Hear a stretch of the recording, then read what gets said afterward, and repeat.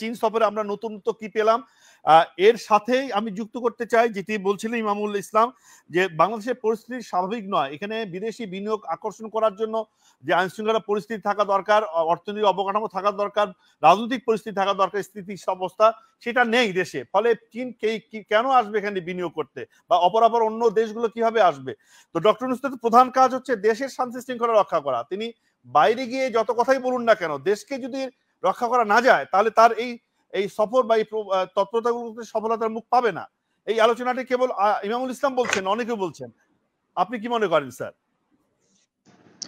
দেখুন, আপনার বিপ্লবোত্তর কালে আমাদের দেশের অভ্যন্তরে যেই ধরনের পরিস্থিতি বিরাজমান, তা আর যাই বলেন না কেন কোনোভাবেই বিনিয়োগ অনুকূল নয়।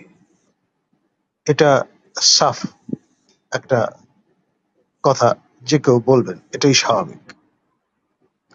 আপনার তৃতীয় যে বিষয়টা, সেটা হচ্ছে রুল অফ ল কতটুকু উপস্থিত, সেটা নিয়েও অনেকের প্রশ্ন থাকতে পারে। মবক্রেসি বা মব জাস্টিস এমন পর্যায়ে চলে গিয়েছিল যে চরম অস্থিতিশীল একটি অবস্থার নির্দেশ আমরা পাচ্ছিলাম, আভাস পাচ্ছিলাম এর মধ্যে দিয়ে। ফলে আপনার একজন ব্যক্তি কিংবা একটি প্রতিষ্ঠান বা একটি দেশ এরকম একটি পরিস্থিতিতে কখনোই তার বিনিয়োগ নিরাপদ এমনটি মনে করার কোনো কারণ উপস্থিত নেই। তো সেই জন্যে প্রচারণা, তারপর আপনার ইমপ্রেস আপন করার দৃষ্টিকোণ থেকে, মার্কেটিং পার্সপেক্টিভ থেকে যতই আপনি সাধুবাদ প্রদান করেন না কেন, আসলে শাক দিয়ে কিন্তু মাছ ঢাকা মুশকিল। অবশ্যই আমাদের ডিপ্লোম্যাটিক পার্সপেক্টিভ থেকে দেখলে এক ধরনের মাইলেজ আমরা পাচ্ছি। এখন এই আইকনিক ক্যারেক্টার ক্ষমতায় থাকবার কারণে আমরা একটা এজ আপনার একটা সুবিধা ভোগ করছি, কোনো সন্দেহ নেই। কিন্তু এইটা কতবার, কত দূর পর্যন্ত বিস্তৃত করতে পারবেন, সেটা নিয়ে কিন্তু প্রশ্ন থেকেই যায়। ধন্যবাদ। জি স্যার, আমরা এই সফরের অর্থনৈতিক গুরুত্ব যেটা নিয়ে আলোচনা হচ্ছে, আমরা বুঝলাম যে দেশের বিনিয়োগ বান্ধব পরিবেশ রাখতে হবে, শৃঙ্খলা ফিরিয়ে আনতে হবে, সেটা ঠিক আছে। কিন্তু এই সফরে কোনো রাজনৈতিক মাত্রা আছে কিনা স্যার? যে তিনি ভারতের সফরে যাওয়ার কথা ছিল, অথবা ভারত সেটি হয়তো সম্মতি দেয়নি বলে তিনি যেতে পারলেন না, কিন্তু চীন গেলেন। এমন ভাই, জি বলুন বলুন, আপনি বলুন। জি, আশরাফুল আলম, বলুন। দেখেন যে দ্বিপাক্ষিক বা বহুপাক্ষিক যে সম্পর্কগুলো, বাংলাদেশের যে বহু রাজনৈতিক যে গুরুত্ব, এটা খুবই বঙ্গোপসাগরের কোল ঘেঁষা একটা বদ্বীপ রাষ্ট্র। এই রাষ্ট্রের যে ভূ রাজনৈতিক গুরুত্ব আছে দেখেই এখানে আমেরিকার নজর আছে, ভারতের নজর আছে, রাশিয়ার নজর আছে, চায়নার নজর আছে।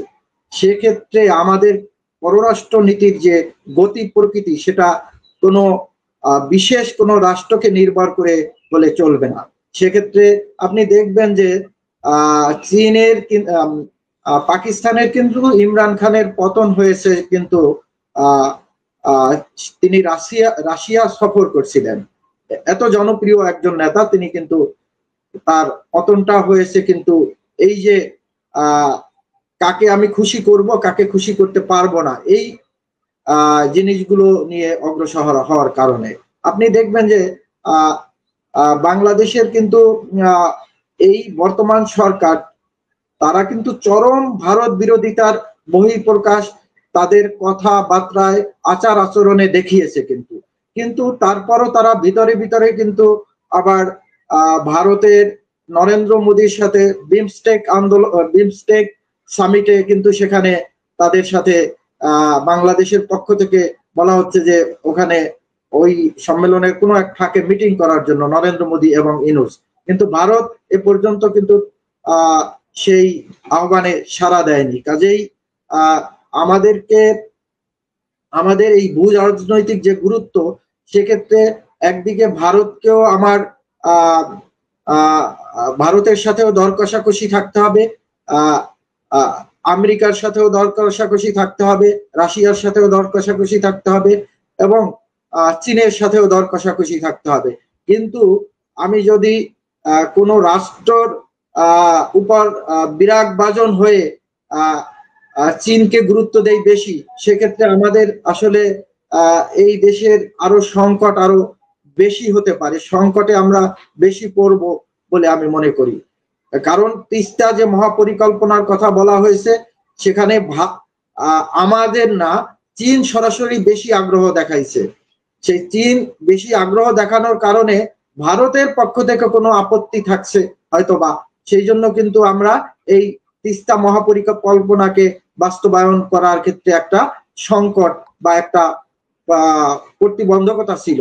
সেক্ষেত্রে আমাদের এই জায়গাগুলোকে আরো কিভাবে স্মুথলি বাইলেটারাল মাল্টিলেটারাল যে কমিউনিকেশন, এই কমিউনিকেশনের মাধ্যমে এই জায়গাগুলোকে আরো স্মুথলি ডিল করতে হবে। সেই ডিল করার ক্ষেত্রে আমি বারবার বলছি যে কোনো দেশে একটা গণতান্ত্রিক এবং নির্বাচিত সরকারের অধীনেই এগুলো সুষ্ঠু এবং সুন্দরভাবে সমাধান করা যায়, এছাড়া এর বিকল্প কোনো কিছু নেই। আর নির্বাচন হলে পরেই এদেশের সাথে বিভিন্ন দেশের যে দ্বিপাক্ষিক বা বহুপাক্ষিক যে সম্পর্ক, সেটার আরো উত্তরণ ঘটবে এবং উন্নয়ন ঘটবে বলে আমি মনে করি। ধন্যবাদ।